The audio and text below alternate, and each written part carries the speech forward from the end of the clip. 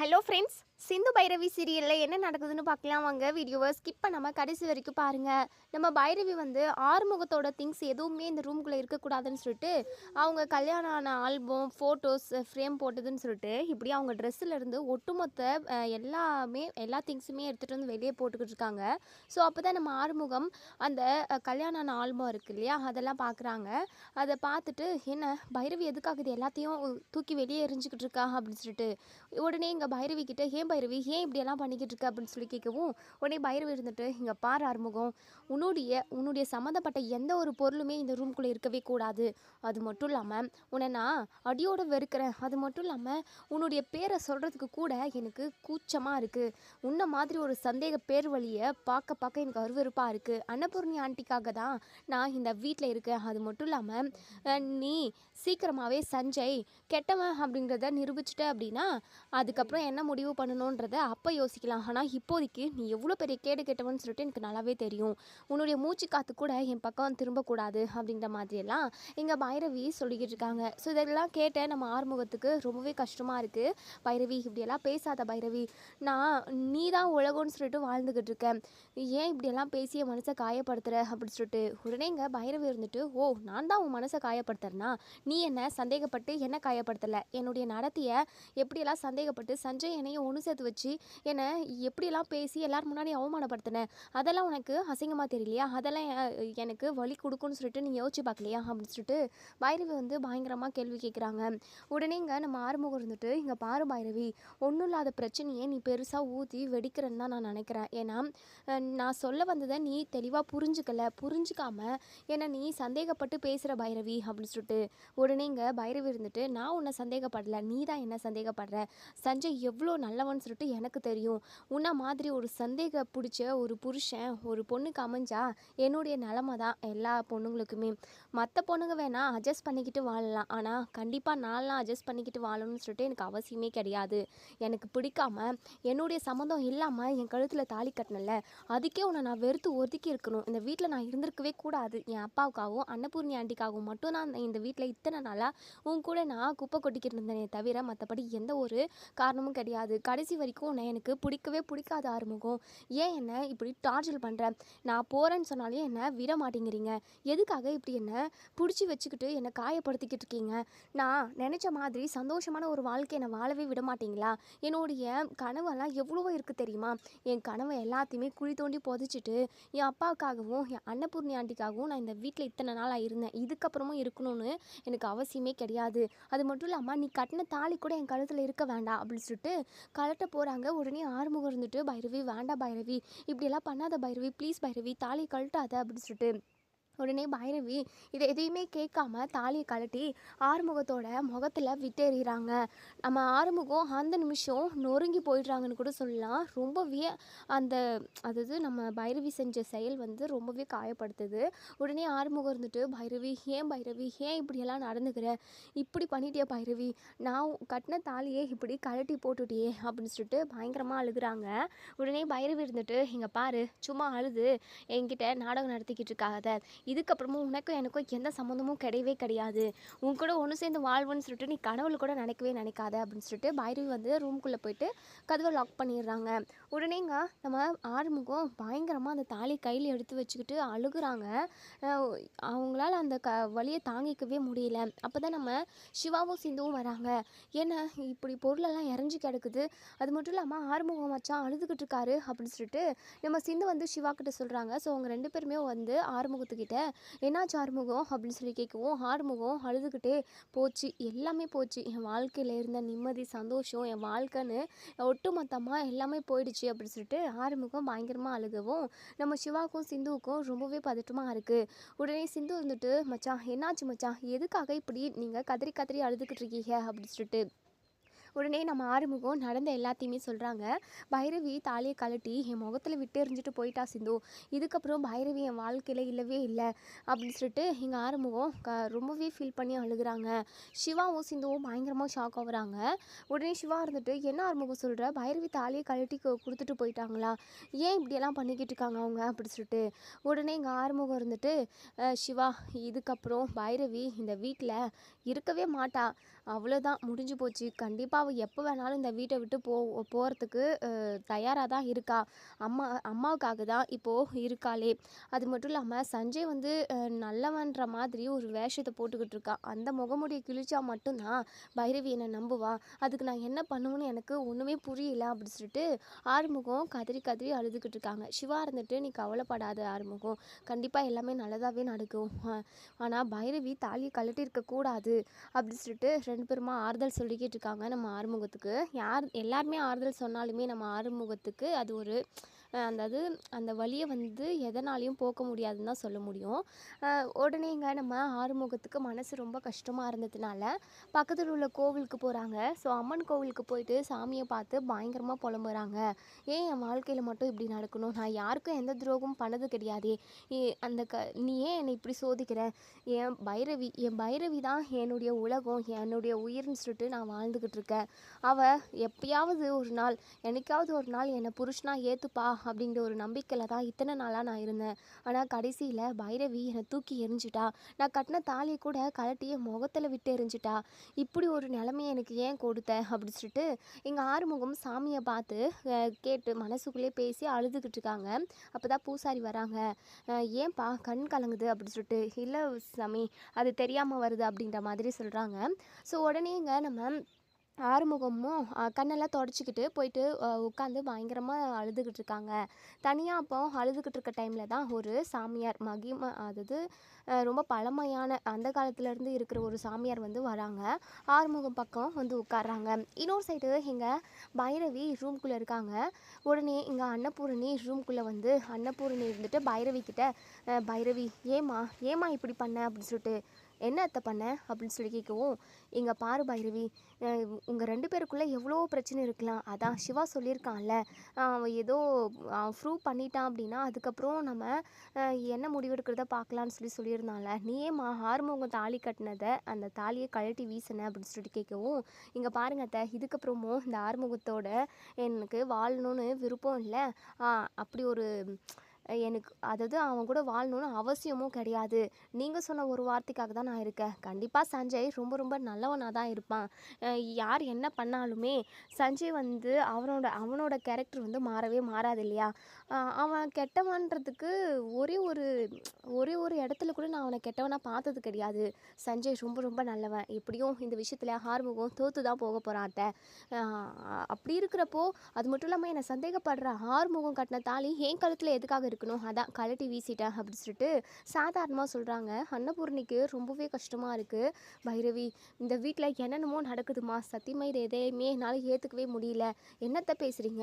எதுவுமே ஏற்றுக்க முடியலன்னு சொல்கிறீங்க. அப்போது ஆறுமுகம் என்னுடைய விருப்பம் இல்லாமல் என் கழுத்தில் தாலி கட்டினார்ல, அதை உங்கள் எல்லாருக்காகவும் நான் ஏற்றுக்கிட்டேன்ல அத்தை.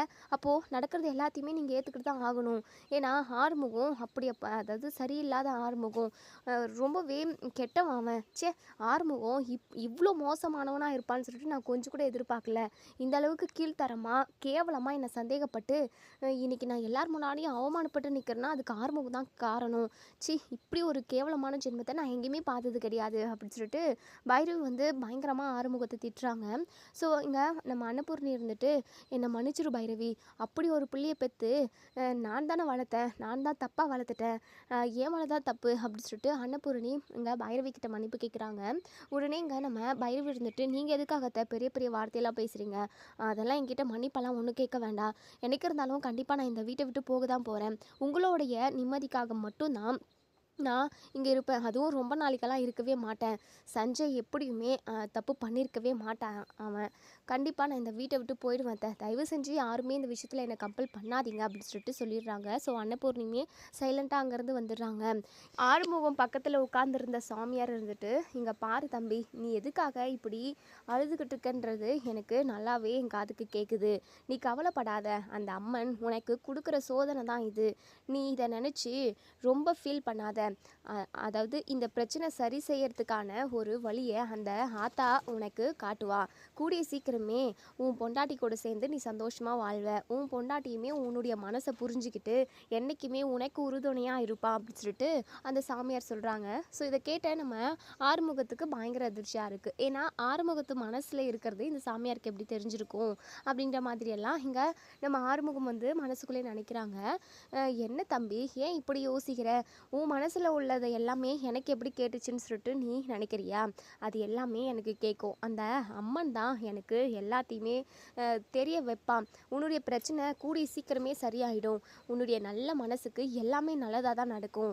கெட்டவனா, அதாவது நல்லவனா முகமூடி போட்டுக்கிட்டு கெட்டவனா இருக்கிற அந்த சஞ்சய் கண்டிப்பாக ஒரு நாள் மாட்டுவான். உண்மை எல்லாமே வெளியே வரும். அந்த நாள் நீ உன்னுடைய, அதாவது நீ நல்லவன்றது உன் பொண்டாட்டிக்கு தெரிய வரும். நீ கவலையாப்படாதப்பா, நீ குடும்பமாக சந்தோஷமாக வாழ்வ. அதுக்கு இந்த ஆத்தா ஒரே ஒரு 2 நாளுக்குள்ளே உனக்கு முடிவை கொடுப்பா, உனக்கு முடிவை கண்டுபிடிச்சி கொடுப்பான். உன் வாழ்க்கை ரொம்ப ரொம்ப சிறப்பாக சீரும் சிறப்பமாக இருக்க போகுது அப்படின்னு சொல்லிட்டு அந்த சாமியார் வந்து சொல்கிறாங்க. என்னதான் மனசில் உள்ளதை கரெக்டாக சொன்னாலுமே பைரவி வந்து கண்டிப்பாக நம்மளை ஏற்றுக்க மாட்டான்றது மட்டும்தான் நம்ம ஆறுமுகம் மனசில் ரொம்ப தெளிவாக இருக்குது. கண்டிப்பாக அவள் நம்ம கூட ஒன்று சேர்ந்து வாழ மாட்டா. ஏன்னா இந்த சஞ்சய் அந்த, அதாவது பைரவி கிட்ட பச்சையாக நடிக்கிறான்ல, அவன் கண்டிப்பாக பைரவியை நம்ம கிட்டேருந்து பிரிச்சுடுவான் அப்படின்னு தான் நம்ம ஆறுமுகம் வந்து மனசுக்குள்ளே நினைக்கிறாங்க. இப்போது நம்ம ஆறுமுகமும் அந்த இடத்த விட்டு வீட்டுக்கு போயிடுறாங்க. ஸோ அன்னபூர்ணிக்குமே மனசுக்கு ரொம்ப கவலையாக இருக்குது. ஸோ பைரவி கிட்டே, இங்கே பாரு பைரவி, என்னென்னமோ நடந்துக்கிட்டு இருக்கு, எல்லாத்துக்குமே ஒரு முடிவு வரணும் அப்படின்னா அந்த முடிவு எங்கே இருக்குது அப்படின்னா அந்த கடவுள் கையில் தான் இருக்குது. அந்த கடவுள் தான் எல்லாருக்குமே நல்லது செய்யும், கண்டிப்பாக செய்யும். நம்ம அந்த சாமியை பார்த்து பேசிட்டு வருவோம் அம்மன்கிட்ட. என்னுடைய கவலை எல்லாத்தையுமே சொன்னால் மட்டும்தான் எனக்கு கொஞ்சம் நிறைவாக இருக்கும். கூட நீயும் வருவியா பைரவி அப்படின்னு சொல்லிட்டு கூப்பிட்றாங்க. சரிங்க அத்தை, நான் வரேன் அப்படின்னு சொல்லிட்டு இங்கே பைரவியும் அன்னபூரணியும் இப்போது கோவிலுக்கு போகிறாங்க. ஸோ கோவிலுக்கு போயிட்டு சாமியுமே கும்பிடுறாங்க அன்னபூரணி. சுவாமி, என் பிள்ளை ஆறுமுகத்தோட வாழ்க்கை என்ன ஆகுமோ அதெல்லாம் எனக்கு தெரியாது. ஆனால் பைரவியோட விருப்பம் இல்லாமல் ஆறுமுகம் அவள் கழுத்தில் தாலி கட்டியிருக்கான். அது மிகப்பெரிய தப்பு தான். என்னமோ கல்யாணம் நடந்துருச்சு, இதுக்கப்புறமும் என்ன நடக்க போகுதுன்னெல்லாம் தெரியல. பைரவி எப்போவுமே என் வீட்டை விட்டு போகவே கூடாது. பைரவியும் ஆறுமுகமும் ஒன்று சேர்ந்து வாழ்கிற ஒரு தருணம் வந்துச்சு அப்படின்னா அது எனக்கு ரொம்ப ரொம்ப சந்தோஷம்தான். ஆனால் என்ன நடக்கும்னு எனக்கு தெரியல. எது நல்லதோ அதே நடத்தி வை கடவுளே அப்படி சொல்லிட்டு நம்ம அன்னபூரணி வந்து சாமிக்கிட்ட வேண்டிக்கிறாங்க. ஸோ பைரவி கூடிய சீக்கிரமே ஆறுமுகத்தை விட்டுட்டு அந்த வீட்டை விட்டு நான் வெளியே போகணும், நான் நினச்ச மாதிரி வெளியூருக்கு போயிட்டு நல்லா ஒரு நல்ல கம்பெனியில் ஜாயின் பண்ணி நல்லா நான் நினச்ச மாதிரி மாதம் ஒரு 3 லட்சம் 4 லட்சம் சம்பாதிக்கணும், என்னுடைய வாழ்க்கையை எனக்கு பிடிச்ச மாதிரி அழகாக வாழணும், அதுக்கான வழியை மட்டும் எனக்கு காட்டு கடவுளே அப்படின்ற மாதிரி இங்கே பைரவி வந்து மனசுக்குள்ளே நினைக்கிறாங்க, அதாவது சாமிக்கிட்ட வேண்டிக்கிறாங்க. ஸோ இப்போது இவங்க 2 பேருமே சாமி கும்பிட்டுக்கிட்டு இருக்காங்க. பூசாரியுமே வந்து இப்போது அந்த அர்ச்சனை தட்டை காட்டுறாங்க, கும்பிட்டுக்கோங்க அப்படின்னு சொல்லிட்டு. இப்போது அந்த பூசாரி மேலே அந்த அம்மன் இறங்கி வராங்க. டே அப்படின்னு சொல்லிட்டு இங்கே நம்ம பூசாரி வந்து பயங்கரமாக சத்தம் போடுறாங்க. உடனே பக்கத்தில் இருந்த நம்ம அன்னபூரணி பைரவி இவங்க 2 பேருமே பயங்கரமாக பயந்து போயிடுறாங்க. பயப்படாத தாயி, பயப்படாத, நான் தான் அம்மன் வந்திருக்கேன் அப்படி சொல்லிட்டு சொல்கிறாங்க. உடனே நம்ம அன்னபூரணி இருந்துட்டு, அம்மா எங்கள் கூட பேசுகிறதுக்கு நீ வந்துட்டியா தாயி? ஐயோ அம்மா, வீட்டில் என்னென்னமோ நடந்துக்கிட்டு இருக்கு, யார் நல்லவங்க யார் கெட்டவங்கன்றதவே எங்களால் கண்டுபிடிக்க முடியல. பைரவியோட வாழ்க்கையும் ஆறுமுகத்தோட வாழ்க்கையும் நினச்சி பார்த்தாவே எனக்கு தூக்கம் வர மாட்டேங்குது தாயே. என்னென்னமோ நடந்துக்கிட்டு இருக்கு, வீட்டில் நடக்கிற எல்லா பிரச்சனைக்கும் நீ தான் ஒரு முடிவு சொல்லணும் அப்படின்னு சொல்லிட்டு சொல்கிறாங்க. உடனே பைரவி இருந்துட்டு, சுவாமி அப்படின்னு சொல்லிட்டு அப்படியே வார்த்தை வரல அவங்களுக்கு. உடனே இங்கே பூசாரி இருந்துட்டு, இங்கே பாரு தாயி அப்படின்னு சொல்லிட்டு நம்ம பைரவியோட தலைமலை கையை வச்சுக்கிட்டு, இங்கே பாரு, நீ நினைக்கிறவங்க, அதாவது நீ நம்புகிற ஒரு ஆள் நல்லவன் கிடையாது. அவன் சரியான 420, அவன் சரியான ஃப்ராடு பையன். அவன் கூட அதாவது ஃப்ரெண்ட்ஷிப் வச்சுக்காத. அவனோட உள்நோக்கம் எல்லாமே உன்னை கல்யாணம் பண்ணிக்கிட்டு, அதாவது உன் புருஷன்கிட்டேருந்து உன்னை பிரித்து உன்னை கல்யாணம் பண்ணிக்கிட்டு வாழணும்னு நினைக்கிறான். நீ நம்புகிற அளவுக்கு அவன் நல்லவன்லாம் கிடையவே கிடையாது. அதை நான் உனக்கு கூடிய சீக்கிரமே உன் கண்ணில் காட்டுவேன். அவன் கெட்டவன் நல்லவன்றதை நீயே புரிஞ்சுப்ப. உன்னை தொட்டு தாலி கட்டின புருஷன் ரொம்ப ரொம்ப நல்லவன். அவன் உனக்கு புருஷனாக கிடைக்கிறதுக்கு நீ அதாவது நிறைய புண்ணியம் செஞ்சுருக்கணும் தாயி. நான் சொல்கிறத மனசில் வச்சுக்கோ. கண்டிப்பாக நீ ஆறுமுகத்தை விட்டு பிரிஞ்சு போகவே கூடாது. அவன் ரொம்ப ரொம்ப தங்கமான பையன் தாயி. அது மட்டும் இல்லாமல் நீங்கள் 2 பேரும் ஒன்று சேர்ந்து சந்தோஷமாக வாழ்வீங்க. ஆறுமுகத்தோட நல்ல மனசை நீ கூடிய சீக்கிரமே புரிஞ்சுப்ப. அது மட்டும் இல்லாமல் நீ நம்புகிற அந்த சஞ்சய்ன்ற ஒரு ஆள் அவன் வந்து சரியான ஃப்ராடு பையன். அவன் கூடலாம் நீ நட்பு வச்சுக்கவே வச்சுக்காது. அதுதான் உனக்கு நல்லது. கூடிய சீக்கிரமே அவனோட சுயரூபம் என்னன்றதை நான் உனக்கு வெட்ட வெளிச்சமாக காட்டுறேன் அப்படின்ற மாதிரி சொல்கிறாங்க. உடனே அந்த அம்மனுமே மலையேறி போயிடுறாங்க. ஸோ உடனே அன்னபூர்ணி இருந்துட்டு, என்ன பைரவி அம்மன் இப்படியெல்லாம் சொல்லுது அப்படின்னு சொல்லிட்டு உடனே பைரவி இருந்துட்டு, அத்தை எனக்கு என்ன சொல்கிறதுனே தெரியல அத்தை. சஞ்சய் அப்படிப்பட்ட ஆள் இல்லைதா. இப்போ கூட எனக்கு அந்த சஞ்சய் மேலே சந்தேகம் வரவே இல்லை அத்தை அப்படின்னு சொல்லிட்டு சொல்கிறாங்க. உடனேங்க நம்ம அன்னபூர்ணி இருந்துட்டு, சரி பைரவி எதுவாக இருந்தாலும் அந்த கடவுளே பார்த்துக்கட்டும் அப்படின்னு சொல்லிட்டு இப்போது இங்கே நம்ம அதாவது அன்னபூரணியும் அதாவது பைரவி இவங்க 2 பேருமா இப்போ வீட்டுக்கு போகிறாங்க. ஸோ பக்கத்தில் அதாவது ஒரு கோவில் பக்கத்துலேயும் ஒரு மரம் இருக்குது. மரத்தாண்ட இங்கே சஞ்சய் வந்து வேறு யாரு கூடயும் அவங்க பெஸ்ட்டு ஃப்ரெண்டு கூட ஃபோன் பேசிக்கிட்டு இருக்காங்க. சஞ்சய் பார்த்ததுமே, அத்தை சஞ்சய் இங்கே இருக்கான் அப்படின்னு சொல்லிட்டு, அத்தை சஞ்சய் கூட போய் பேசலாம் அப்படின்னு சொல்லவும், இரு பைரவி அந்த தம்பி யார் கூடயோ ஃபோனில் பேசிக்கிட்டு இருக்கு. ஃபோனில் பேசி முடிச்சுட்டு அதுக்கப்புறமா வரட்டும், நம்ம பேசிக்கலாம், கொஞ்சம் வெயிட் பண்ணு அப்படின்னு சொல்லிட்டு அன்னபூர்ணி சொல்கிறாங்க. ஸோ உடனே இங்கே நம்ம பைரவியுமே சரி ஃபோன் பேசிட்டு வரட்டும் அப்படின்னு சொல்லிட்டு இப்போ ஃபோனில் சஞ்சய் இருந்துட்டு, டே மச்சி நான் நினச்ச மாதிரி நடந்துருச்சுடா. நான் பைரவியை எப்படியெல்லாம் உருக்கி உருக்கி லவ் பண்ணேன். ஆனால் கடைசியில் அந்த ஆறுமுகம் அவளோட விருப்பம் இல்லாமவே அவளை கல்யாணம் பண்ணி கூட்டிகிட்டு போயிட்டான்னு நான் சொன்னேன்ல. அவங்கள என்றைக்காவது ஒரு நாள் பிரித்து பைரவியை நான் கல்யாணம் பண்ணி காட்டுவேன்னு சொன்னேன்ல. அதுக்கான நேரம் எல்லாமே நெருங்கி வந்துருச்சுடா மச்சி அப்படின்னு சொல்லிட்டு அவங்க ஃப்ரெண்டுக்கிட்ட சொல்லிக்கிட்டு இருக்காங்க. ஸோ இதை கேட்ட எங்கள் அன்னபூர்ணியும் பைரவியும் பயங்கரமாக ஷாக் ஆகுறாங்க. உடனே அன்னபூரணிக்கிட்ட, அத்தை என்னத்தை சஞ்சய் இப்படி பேசிக்கிட்டு இருக்கான் அப்படின்னு சொல்லிட்டு, இரு பைரவி என்னதான் பேசுகிறாங்கன்னு பார்க்குவோம் அப்படின்னு சொல்லிட்டு உடனே நம்ம சஞ்சய் இருந்துட்டு அவங்க ஃப்ரெண்டுக்கிட்ட, மச்சான் அதான் மச்சான் பைரவி தான். பைரவி இப்போல்லாம் என்கிட்ட நெருக்கமாக பேச பழக ஆரம்பிச்சிட்டா. அவள் நட்பாக தான் பழகிக்கிட்டு இருக்கா. ஆனால் நான் அவள் எப்படியாவது அதாவது அவளை அடையணும். அது மட்டும் இல்லாமல் ஆறுமுகத்துக்கிட்ட இருந்து டிவோர்ஸ் வாங்கணும். அதுதான் ரொம்ப மெயினே. அது மட்டும் இல்லாமல் நமக்கு அதாவது எனக்கு சாதகமாக தான் அந்த வீட்லேயுமே இப்போ பிரச்சனை போய்கிட்டு இருக்கு. இப்போது ஆறுமுகத்து கூட பைரவி பேசுறதில்ல. எக்கச்சக்கமான பிரச்சனை போய்கிட்டு இருக்கு. அது மட்டும் இல்லாமல் நம்ம பைரவியோட மனசில் நான் நல்லவன்ற ஒரு விதையை விதைச்சிட்டேன். யார் என்ன சொன்னாலும் அவள் என்ன தான் நம்புவா. அது மட்டும் இல்லாமல் அந்த ஆறுமுகத்துக்கு சரியான பதிலடி கொடுக்கணும் அப்படின்னா பைரவியை ஆறுமுகத்துக்கிட்டேருந்து பிரிக்கணும். கூடிய சீக்கிரமே பைரவி அவங்க வீட்டை விட்டு வந்துடுவா மச்சி. அதுக்கப்புறம் கொஞ்சம் கொஞ்சமாக பேசி அவளோட மனசை மாற்றி எப்படியும் அவளை நான் கல்யாணம் பண்ணிடுவேன். நான் நினச்சதை சாதிச்சிடுவோம் மச்சி அப்படின்னு சொல்லிட்டு இதை கேட்ட நம்ம பைரவி பயங்கரமாக ஷாக் ஆகி போய் பார்க்குறாங்க. உடனே அன்னபூர்ணி இருந்துட்டு, என்ன பைரவி நீ சஞ்சய் ரொம்ப ரொம்ப நல்லவன் சொல்லிக்கிட்டு இருந்த. அது மட்டும் இல்லாமல் நம்ம குடும்பத்துக்காக ஒவ்வொன்றுத்தையும் பார்த்து இந்த சஞ்சய் செஞ்சுக்கிட்டு இருந்தான். அதனால் நானுமே இந்த சஞ்சய் ரொம்ப நல்லவன் தான் நினச்சிக்கிட்டு இருந்தேன். ஆனால் இதுக்கு பின்னாடி சுயநலம் தான் இருக்குல்ல. அவனோட காரியத்தை சாதிச்சுக்கணுன்றதுக்காக தான் நம்ம வீட்டுக்கு எல்லாமே ஒவ்வொன்றுத்தையும் பார்த்து செஞ்சுருக்கான் போல். ஆறுமுகம் சொன்னது கரெக்டாக போச்சு. ஆறுமுகம் சொன்னப்போ வீட்டில் உள்ள யாருமே நம்ம நம்பவே இல்லை. இன்றைக்கி ஆறுமுகம் சொன்னது தான் உண்மைன்னு சொல்லிட்டு இப்போ அந்த கடவுளையே காட்டி கொடுத்துருச்சு பைரவி. அப்போது இந்த சஞ்சய் ஃப்ராட் பையன். உண்மையாகவே அவன் பொறுக்கி நாய் தான். உன்னை அடையணுன்றதுக்காக தான் அவன் இப்படி ஒரு நாடகத்தவே நடத்தியிருக்கான். நல்லவன் மாதிரி வேஷம் போட்டு உன்னை ஏமாற்றிட்டானே. எப்படியோ எல்லா உண்மையும் இப்பே வெட்ட வெளிச்சமாச்சு. அப்படி இல்லைன்னா நீ ஆறுமுகத்தை விட்டு பிரிஞ்சு போயிட்டு அதுக்கப்புறம் சஞ்சய் எப்படியும் உன்னை மனசை மாற்றி கல்யாணம் பண்ணுறதுக்கான வழியை பார்த்துக்கிட்டு இருந்திருப்பான். எப்படியோ எதுவுமே நடக்கவே இல்லை பைரவி. பைரவி, இப்பயாவது இவனோட சுயரூபம் என்னன்னு நமக்கு தெரிஞ்சிச்சே, இதுக்கப்புறம் நம்ம உஷாராக இருக்கணும் அப்படின்னு சொல்லிட்டு பைரவிக்கு பயங்கரமாக கோவம் வருது. அத்தை, நான் இந்த சஞ்சய் இப்போவே என்ன ஏதுன்னு கேட்குறேன். அவனை பார்த்து 4 அறை விட்டு அவனை நாக்க பிடுங்குற மாதிரி 4 கேள்வி கேட்டாதான் அத்தை எனக்கு நிம்மதியாக இருக்கும். அவனை நான் எப்படி நம்பினேன்? ஆறுமுகத்தை கூட நம்பவே இல்லை. ஆறுமுகம் என்னென்னமோ சொன்னான், ஆனால் ஆறுமுகத்தை தான் நான் திட்ட செஞ்சேன். சஞ்சய் மேலே நான் அம்புட்டு நம்பிக்கை வச்சுருந்தேன் என்னத்தை, ஆனால் என் நம்பிக்கைக்கு எதிராக இப்படியெல்லாம் பண்ணிட்டானே அப்படின்னு சொல்லிட்டு இங்கே நம்ம பைரவி வந்து பயங்கரமாக கோவப்படுறாங்க.